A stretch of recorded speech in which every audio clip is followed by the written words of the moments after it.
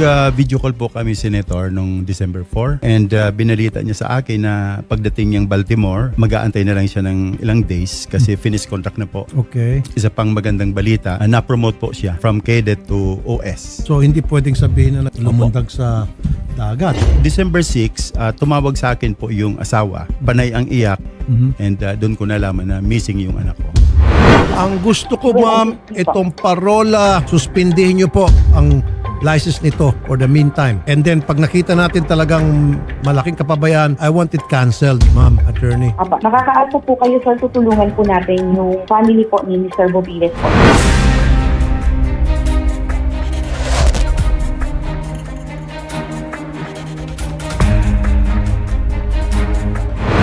Pahayag kami ng aming commitment na tutulungan namin sila. Aalamin natin kung anong katotohanan, pagbibigay ng hustisya sa pamilya. Pag sila'y nagkulang dito, ay may kaparusahan. At sa ngayon, suspendido na yung Licensed Manning Agency. May assistance din po tayo bang ibinigay sa family? Yes, hindi maibabalik yung presensya ni Ralph sa ngayon doon sa halagang perang binigay natin. Pero kahit papano ay makakatulong sa pagtawid nung sa tatlong bata na lalo na menor de edad.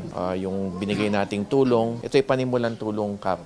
Magbibigay pa tayo ng kasunod na tulong. Napakalaking pinapaabot namin sa pamilya kay Secretary Hans Gakdak ng DMW and sa lahat ng staff kasi nakita ko and na-feel ko talaga yung tulong and support na binibigay po sa kaso ng anak ko. Through our very active Secretary ng DMW, siguro ko hanggang nabubuhay ko, hindi ko ito makakalimutan. Thank you so much.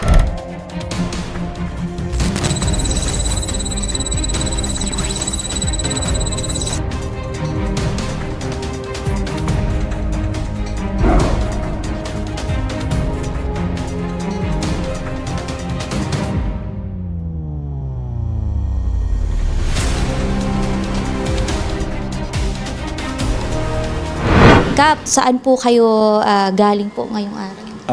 Nag-travel kami, Ma'am Jam, from Tabaco going to PTEX. Dahil tomorrow po ay hearing ay pinabiyahe na po natin from Albay po. Tabaco City, Albay po sila chairman para makarating po sila. Ilan po kayo nga pupunta po bukas, Kap? Actually, mamayang hapon, magbabiyahe yung anak ko at saka yung mama niya at saka yung kapatid nandito na sa Manila. So bali, anin kami bukas na pupunta sa Senate hearing po. Tayo na po ang bahala para makapagpahinga rin po sila, Kap, and hanggang sa makarating po sila tomorrow. Bukas, yun ang pinaka-big event na mangyayari dito sa hinaharap naming problema sa anak kong missing. So hopefully by tomorrow mabigyan na ng linaw para at least makamove on na kung ano ang dapat na gagawin ng family. So thank you so much, Senator Rapi, sa tulong talaga. Thank you so much. Nagpapasalamat kami at isa lang naman ang hagad namin to justice be served doon sa nawala naming son-in-law ko. Yun lang po. Thank you lang po, Senator po. Kap, so magpahinga na kayo para tomorrow po ng 7 a.m. ay susunduin namin kayo. Thank you po.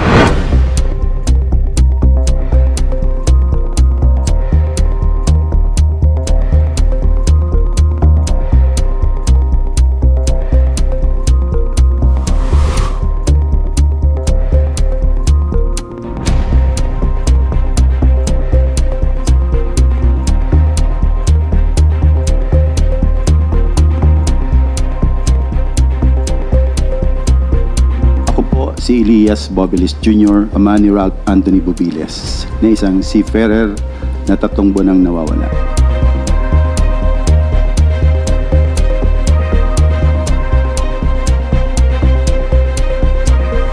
Convinced ka ba na may foul play sa ano ko? Actually, based doon po sa statement of facts na nahawakan namin, napakaganda ng relationship niya doon sa lahat na 21 crew.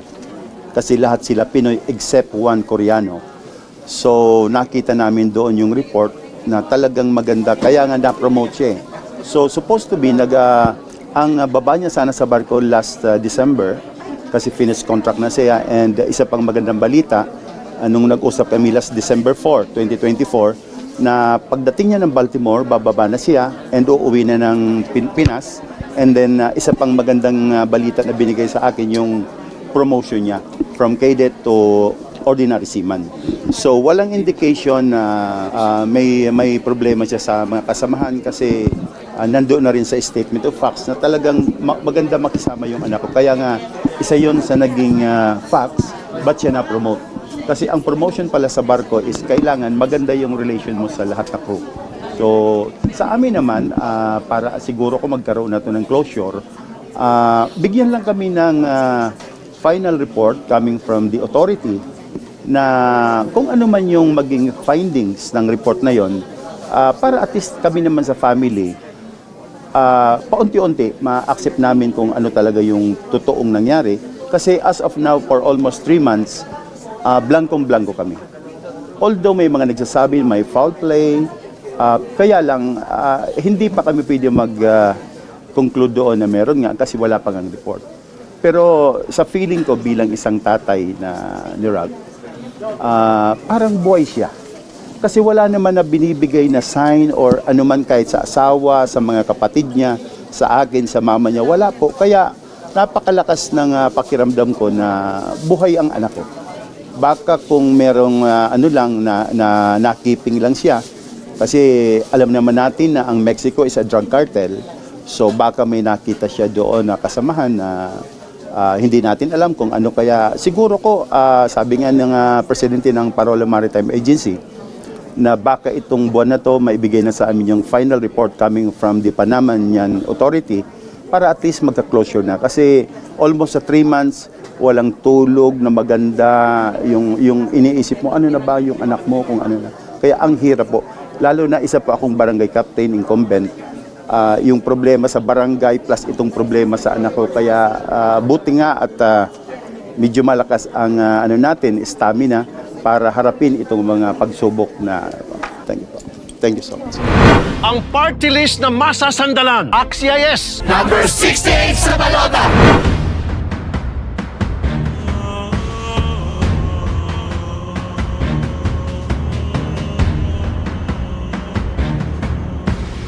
Secretary, ano ho ang susunod po na gagawin ho natin sa case po ni Sir? Kina Chairman Ellie, ang gagawin natin ay patuloy na yung pag-antabay, pag-follow up sa parola dun sa report ng Panamanian Flag State Authorities. Kasi hanggang ngayon wala pa yung report.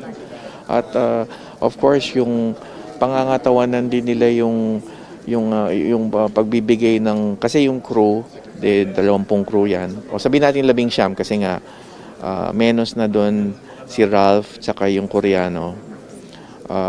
Yung 11 lumitaw na sa amin, na kunan na namin ng statement. Pero may balanse pa ng mga 8. So inaantabayanan pa natin yung 8 na magpakita sa DMW at interviewin natin sila lahat, makunan ng statement para malaman natin kung anong katotohanan dito.